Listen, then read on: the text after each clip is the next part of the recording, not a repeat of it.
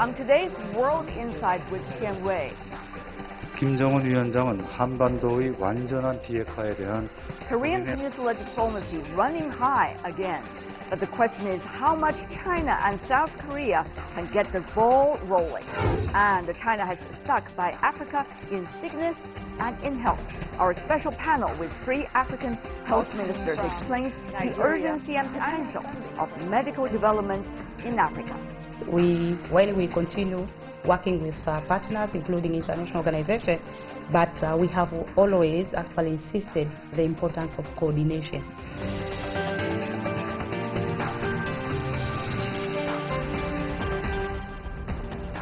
Hello and welcome to World Insight with me, Tian Wei. The program is coming to you from Beijing on CGTN. We begin today's program with the latest updates from the Korean Peninsula.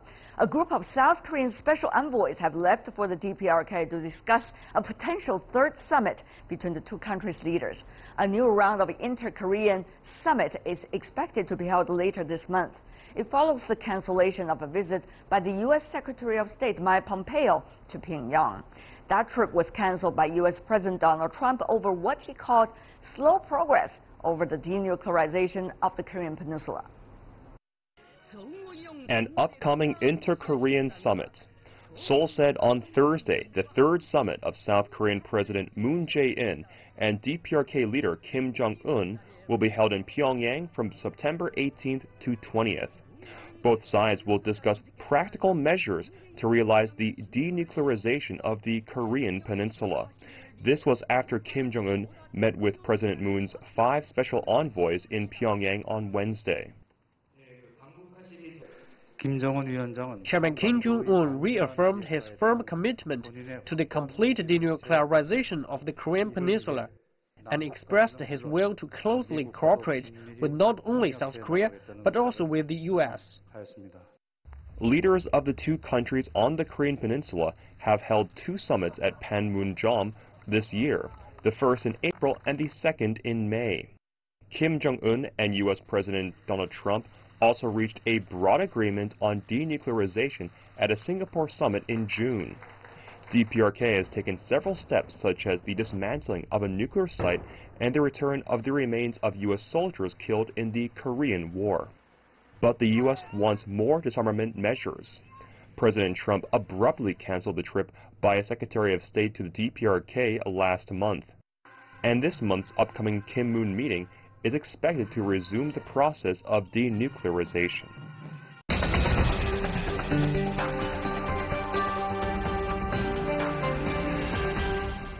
For more discussion on the Korean Peninsula situation, with us in our Beijing studio, we have Zhao Tong, who's an associate at the Carnegie Tsinghua Center for Global Policy. Welcome, sir. In Washington, D.C., we invited June Park, research fellow on Northeast Asia at the Key Research Institute at Seoul National University Asia Center. Also, a non-resident James Kelly Korea Fellow at the Pacific Forum CSIS. And joining us in Los Angeles, in U.S. as well, Jonathan Pollack, a non-resident senior fellow in the Center for East Asia Policy Studies at the John Thornton China Center at the Brookings Institution. Welcome to the 3 of you. I want to begin by asking you, Ms. Park, the visit by the South Korean official to DPRK with the letter coming from the South Korean president to his counterpart, how much will that be able to help with another summit later in September? I think this kind of approach is intended to sort of ease the tensions. We've seen this occur back in several months ago when there was a little bit of stalemate and hiccup in from the Trump administration trying to cancel and then reverting the situation. I think we're that close to a very standstill in terms of going forward in this peace process. I see. South Korea wants to have some kind of a outcome, but it's not really coming to a certain agenda delivery. On the other hand, Mr. Zhao here in Beijing, the representative of Chinese President Xi Jinping is actually visiting North Korea on Saturday and also later in the week. We understand earlier there were reports, media reports, of course, mainly coming from Western media, so-called, about Chinese president going there, but actually this time is his representative. What does that say about China's expectation for DPRK on the denuclearization issue? Well, given that Xi Jinping's personal visit was widely speculated, I think many people wanted to see the Chinese president to play a direct role in persuading the North Korean leader to make more concessions on denuclearization. In fact, I think one of the reasons President Trump tweeted a few days ago about the connection between China and North Korea's denuclearization process was intended to pressure China to play that role. But I think the fact that the Chinese president won't go himself is a statement that China itself doesn't feel comfortable, that it doesn't believe it has that leverage on North Korea's nuclear decision. North Korea has always acted according to its own playbook on the issue of nuclear weapons. All right. Well, Mr. Polak, I have to ask from the U.S. perspective too. Bob Woodward's new book, Fear, has become this key word, it seems, in the headlines. One of the things he talked about, the foreign policy, leader versus leader, man versus man, and me versus Kim. So what does that say, if it were true, about President Trump's approach on the denuclearization of Korean Peninsula? Well, assuming its credibility, and it does sound like the kind of thing that President Trump would say, it tells us that he defines these issues very, very much in personal terms. And I dare say that North Korea, in its statements, particularly as we've gone into this stalemate between the United States and North Korea, has tended very much to emphasize President Trump's personal role in this process, assuming that he would sustain it. So what it tells me really is that we're on thin ice right now, frankly, that many of the inherent contradictions between not only the United States and North Korea, but between the United States and South Korea are now coming to the fore. And the question is whether or not the visit of the special envoys to the North will change that equation at all or not. The expectations, at least according to what President Moon has told us, are very, very big. He's promised a lot, and there's a danger in making big promises. Right.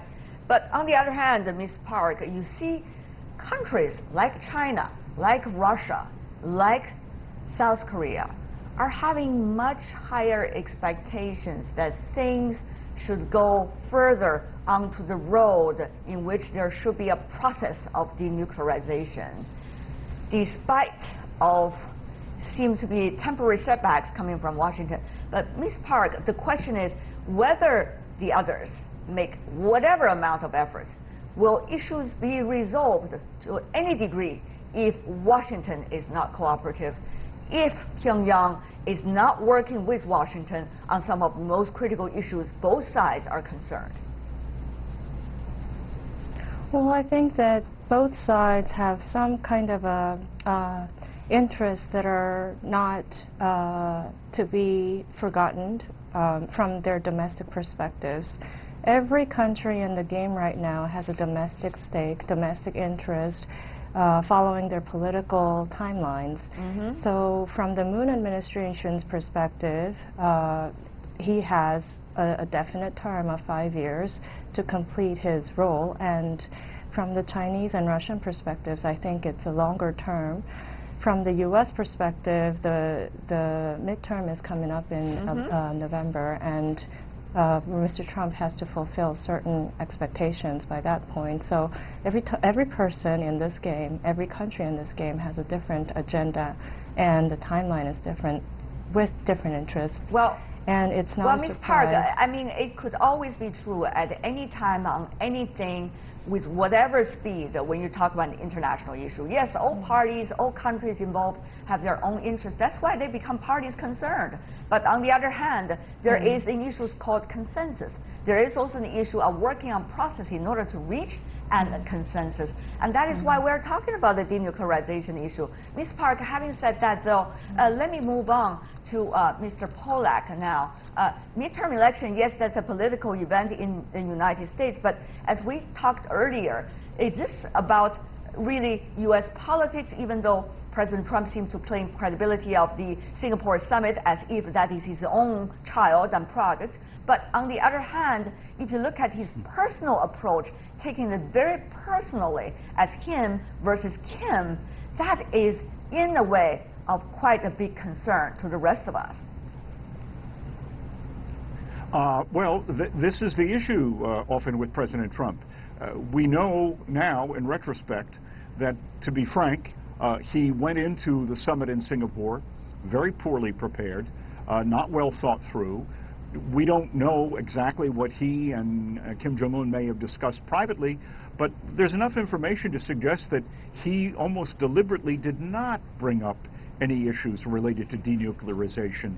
In effect, he accepted what I'll call the script that had been laid out both in the Panmunjom summit and then in the points that we then saw in the U.S.-North Korea joint statement, which listed denuclearization last, not first, and did it in a very, very ambiguous way.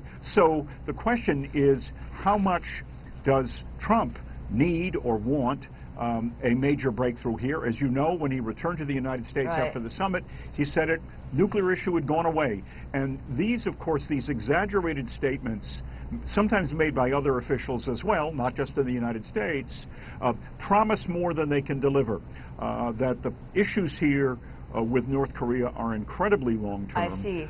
And of course, North Korea is trying its own way to find a way to shape this agenda to make minimal concessions as they try to gain greater advantage and as they try to gain relief rather from the sanctions. Mr. Zhao, just to be fair here, it seems we do not have a DPRK participant in this panel, and it has been very challenging to get one of those on the record talking to us. Mr. Zhao, from China's perspective, how do you see this? I mean, it is widely reported that the United States in Singapore was talking to DPRK about something called peace and stability on the Korean Peninsula and committed to what many believe as so-called a peace declaration. But later, of course, the Trump administration, according to reports at least, regretted that. And that's why the DPRK seemed to be apparently quite upset about the reality so far with the United States. And Mr. Zhao, under the current circumstances, what can the other parties do?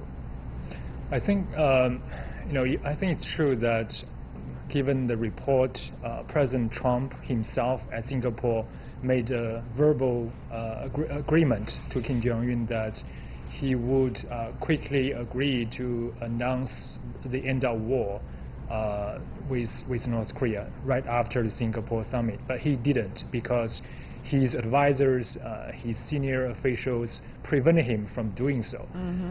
To some extent, you can say the U.S. failed to fulfill its own commitment to North Korea. North Korea is justified to feel a little frustrated. But it's also a fact that in the United States, the mainstream experts, officials, they are very much against to the approach President Trump is taking in dealing with North Korea. The mainstream view in the United States is that a political declaration to end the war, to end the Korean War, is a major concession to North Korea, which is irreversible and could be used by North Korea to call for the withdrawal of American troops in the future. I see. So it's a reality we have to face.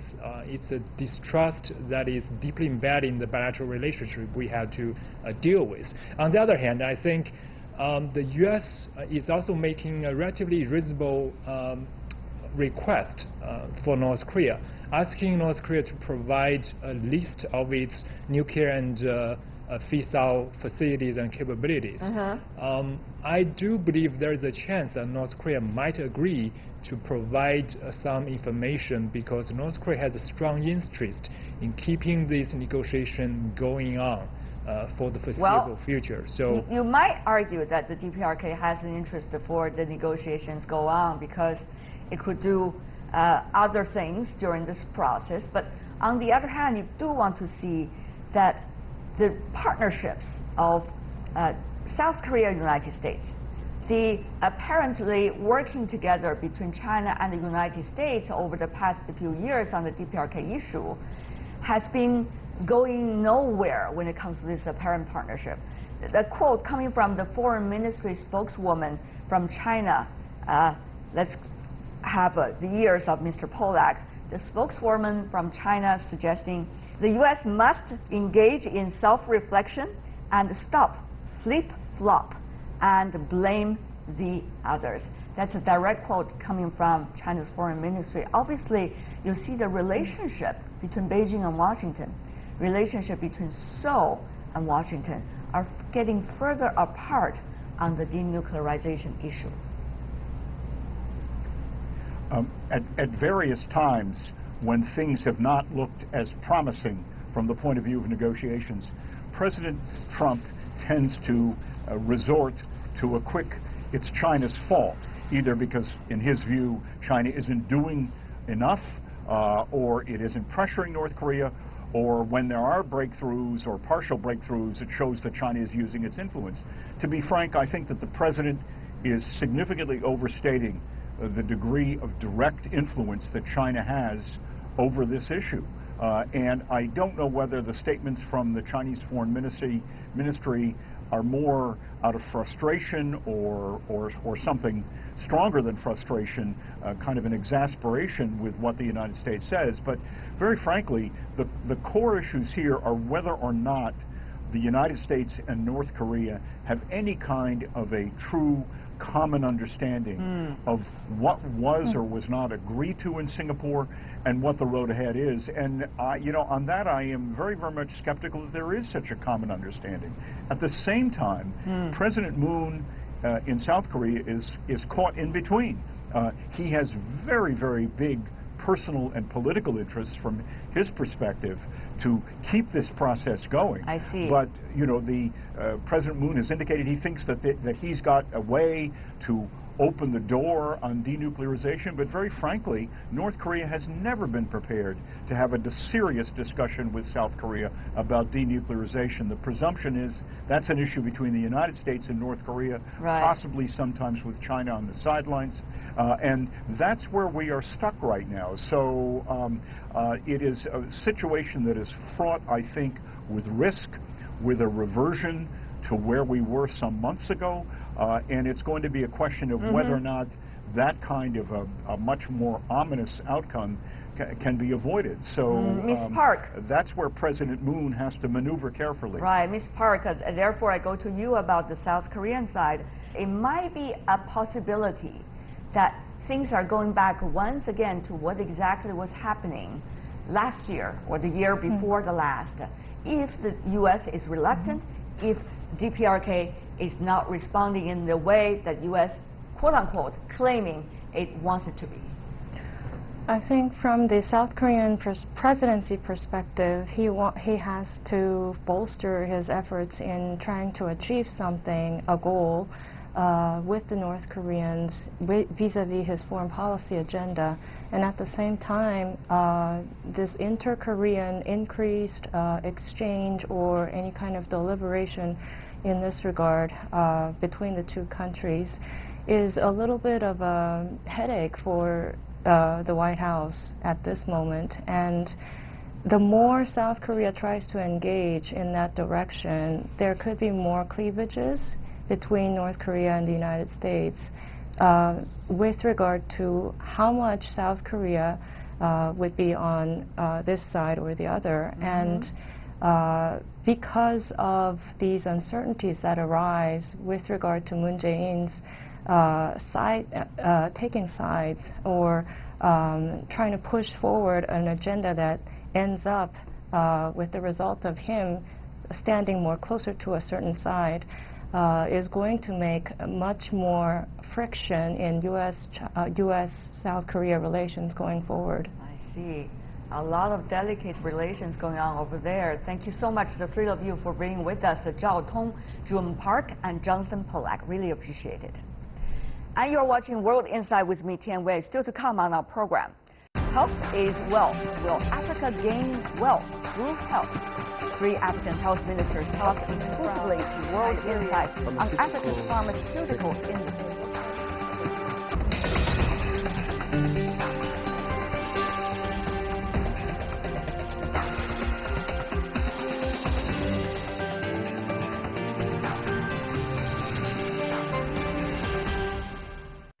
Welcome back. You're watching World Insight with me, Tian Wei. The program is coming to you Monday to Friday on CGTN. The Forum on China-Africa Cooperation Summit has wrapped up on Tuesday. Ahead of the summit, representatives from China, Africa, and various international organizations have attended a meeting on health cooperation in Beijing. Health cooperation is one of the 8 major initiatives raised by President Xi Jinping at this year's summit and has long been a major theme of cooperation between China and Africa, covering areas of disease treatment and ways to improve the pharmaceutical industry. Before we get down to discussion, let's take a look at this. China-Africa health cooperation has grown with support from the World Health Organization under the United Nations. In recent years, China has steadily helped Africa improve its public health systems and pharmaceutical industry. This kind of help has been critical in curbing the spread of some deadly diseases. China has sent medical teams with donations of equipment and medicine to Africa. Shared expertise has led to local resources being used for producing drugs, expanding the market, and developing pharmaceutical research and technology. But huge challenges remain. In Africa, poverty and infectious diseases such as Ebola are weighing down the health system. Complicated political and security situations also hamper health efforts in some regions. There is still a long way to go in providing universal health care on the continent of Africa.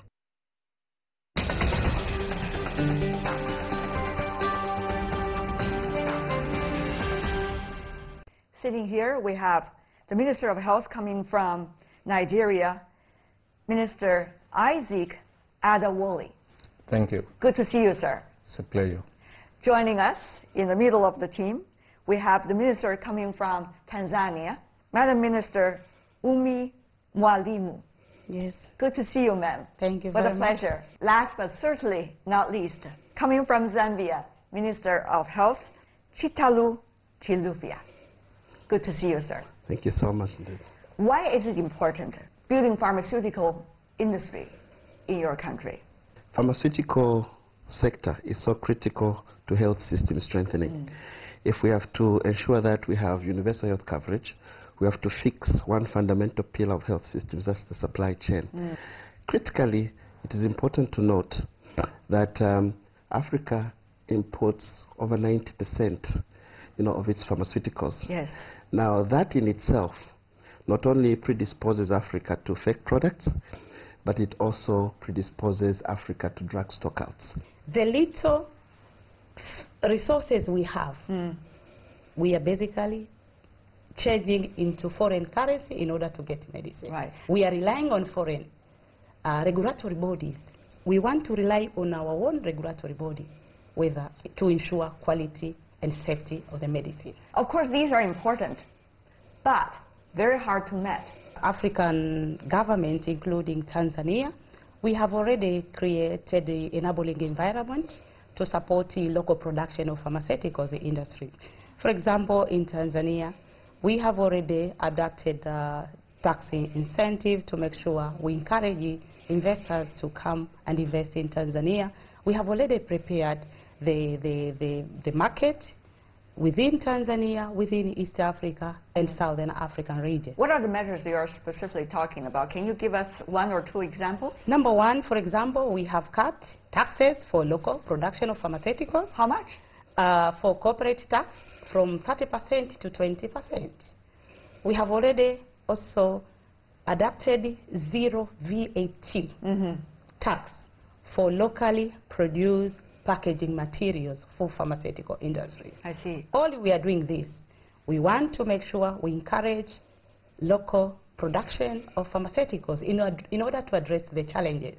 Mr. Minister, I wonder whether it's the same thing with your country as well. Well, they are quite similar in Nigeria. Our president has issued what we call executive orders, one of which is designed to ease the challenges of doing business in Nigeria. For example, you will get visa on arrival. We will provide land. We will also allow you to repatriate your profit. In addition to that, we will also ensure that we keep strictly to some of the new incentives that are bound in the country. When you import raw materials for pharmaceuticals, the tariff is 0%. When you bring in finished products, you pay between 15 and 20% tax on the product. As we all know, pharmaceutical industries, one of the most important things is about quality. Correct. Drugs, if it is not serving the purpose, actually it's killing people. Yes. So consequence is much bigger than any other product. Even China and India, which have been termed as so-called the emerging economies, they have problems with quality control, as being demonstrated recently with some case studies. So how to make sure, when working with these countries, whether developing or emerging or developed countries, that you are getting the real product, the real quality, first of all. And secondly, particularly when localizing it, the quality control, how to make sure that will be the most important component of everything.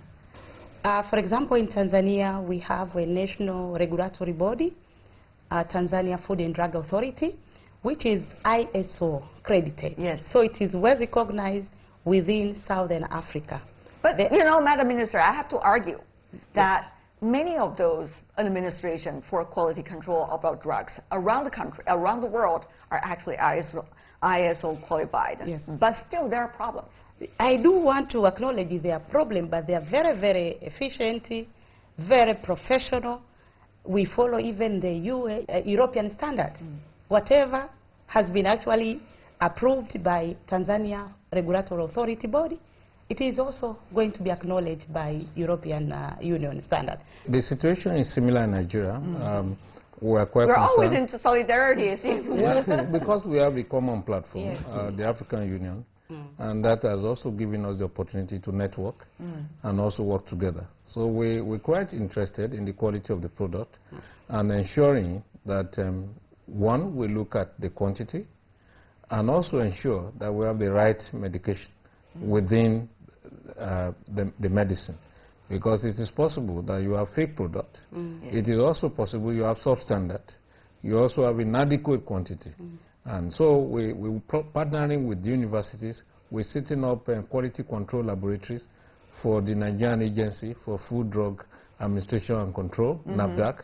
And we're also planning to set up a bioequivalence laboratory very soon, and to make sure that we are able to measure that the so-called drug that has 500 milligrams of a medication truly has 500 milligrams, not 300, not 250. That's right. So I think we're quite concerned about this.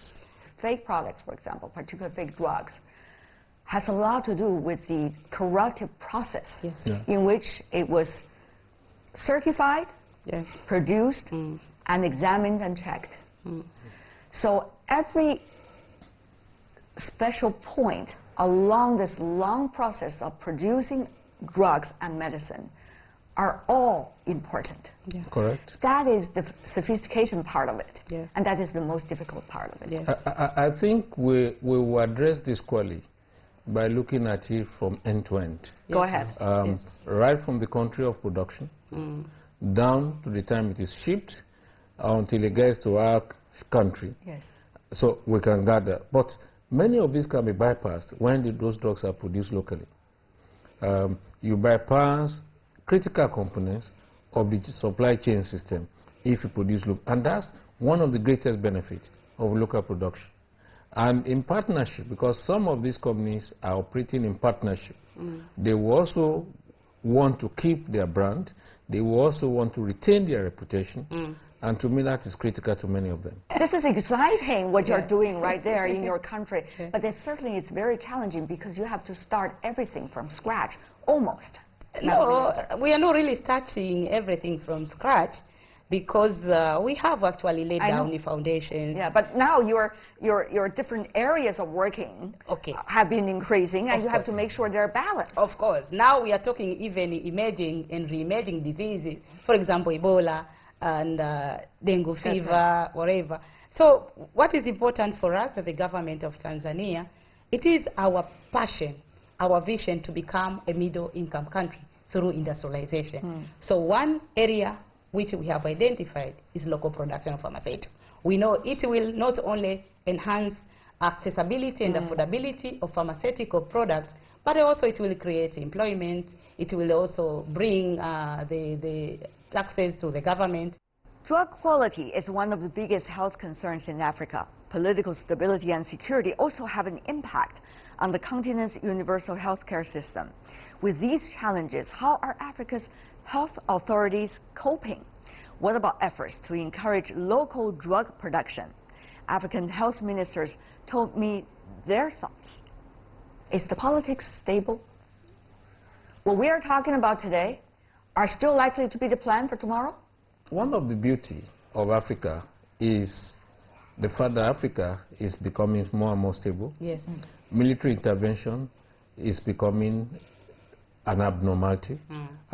Since the intervention in Gambia, our leaders dispatched troops to Gambia and brought out and restored civil rule in Gambia. And so, for many of our countries, stability is becoming the order of the day. And that's one of the things we are selling. Okay. Mr. Minister from Zambia. I must state that Zambia has been a peaceful haven and therefore the right destination for investment. But as my colleagues have said, generally Africa has become more stable, and Africa is a place to invest because the population is there, the market is there. That's right. You know, so the demand is there, and now the environment is being enabled. The politics, today Africa is boasting of political will to improve health systems, because Africa is unanimous that sustainable development is linked to the health of its people. But come on, I mean, you all know, Mr. Minister and Madam Minister, the world is changing. Very dramatically, I should say. At this point, geopolitics unpredictable, as we all know, and therefore that's likely to have a big impact on Africa as well, like it or not. What about these vulnerabilities, Mr. Minister? Well, every country is vulnerable. But when you look at it, I think things are taking a turn for the better. We're vulnerable to floods, to disasters, and so on. But when you look at it, Africa is free from earthquakes, free from tornado. All the serious things that afflict other countries, we are free from it. The only affliction we have has been military coups and instability, which is becoming a thing of the past. Where does the money come from? That's another important issue, isn't it? We must increase our allocation towards, you know, our health programs in the country. Where does the money come from? We must innovate. We must ensure we set up innovative financing mechanisms. In Zambia, we've passed a law called the National Health Insurance Act, number 2 of 2018, which has introduced compulsory health insurance. Now, that pooled funding, that solidarity, inclusivity, it reduces the premiums and also creates or is a significant step towards universal health coverage. But we must also look at sin taxes, the sin of smoking and drinking. We must ensure that industry becomes more responsible. We must ensure that while we discourage smoking, if not ban smoking, we must ensure that the industries, actually the taxes we pay, we get from there going to healthcare, including alcohol. That, of course, is the innovative way of doing things. But at the same time, Madam Minister, the IMF funding, for example, many of the African countries are working with, are not necessarily going to be a guarantee for your investment mechanism. It's going to be only a proportion of. Meanwhile, the international aid coming from developed economies, as we have seen over the past decade, have been decreasing. Thirdly, China and some of the other emerging economies are willing to work with Africa. But certainly, they all have their own issue to struggle with as well when it comes to economy and trade. So, Madam Minister, where does the money come from? It does actually. First of all, we do recognize we cannot rely on foreign support. So we have increased domestic allocation to address healthcare challenges in Tanzania. For example, last financial year it was 9.5% of the national spending. Right now it has gone up to 10.80%. But like in Zambia, thanks to your hard work. Yes, but because at the end of the day, it is very easier to convince the minister responsible for finance to give you more money if you deliver. So they just want to see results. Like in Zambia, we are going to introduce a mandatory health insurance. So Tanzania's population is about 55 million. So maybe if we get 70% of households covered by health insurance, they will be basically contributing. But what would be the minimum amount they have to pay for that? We all know there's a different, families with different income levels. Yes. We are thinking maybe the minimum amount could be $10 US. I see. Yeah, for a year. For a year, for a household of 6 people. But we are also considering we have already developed our health financing strategy, like in Zambia with the support of the World Bank.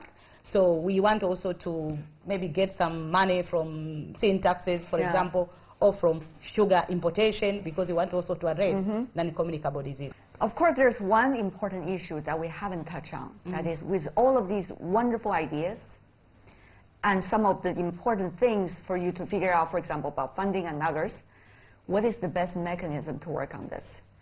You touched a bit about your domestic system in each country. But on the other hand, you have many options. For example, you can work with international organizations. You can work with the NGOs.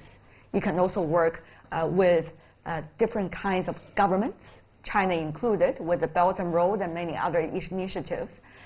But how to weave them in the best and the most efficient way to provide the best answer to your country? We cannot do away with international partners.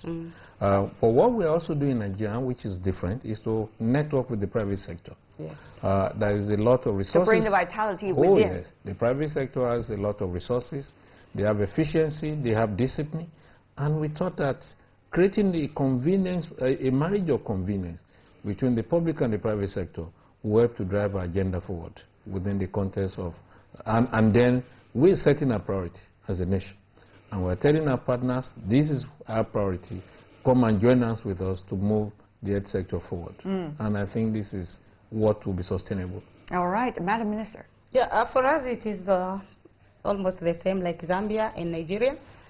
We have already defined our priorities. While we continue working with partners, including international organizations, but we have always actually insisted the importance of coordination among partners, because sometimes you may find 1 or 2 partners addressing 1 or 2 same activities. So we want coordination of partners in order to make sure we have got a bigger impact. But number 2, private sector engagement is very, very important right now, and civil society organization. I just want to give an example of tuberculosis in Tanzania. Before, I didn't give the private sector any money, but I called them. I want you to work with me in order to detect TB cases. They said, Madam Minister, we are going to work with you. When they decided to do that, they increased case detection for tuberculosis from 5.4% to 10%. I didn't give them a single dollar. But only a policy. A policy, because I encourage them. You are right. Exactly. Yes, they just need to be recognized and appreciated. But another important, we shouldn't ignore the role of the community. It's very, very important.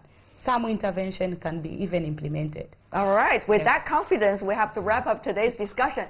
This is an absolutely fascinating topic, and congratulations, you have a country and a continent on its way up. Thank you so much for being with us. Thank you so much. Thank you, Minister and Madam Minister.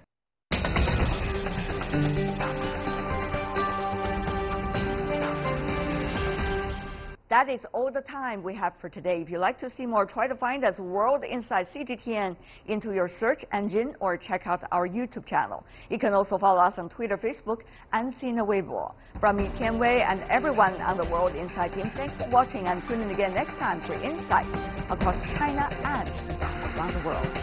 Good night.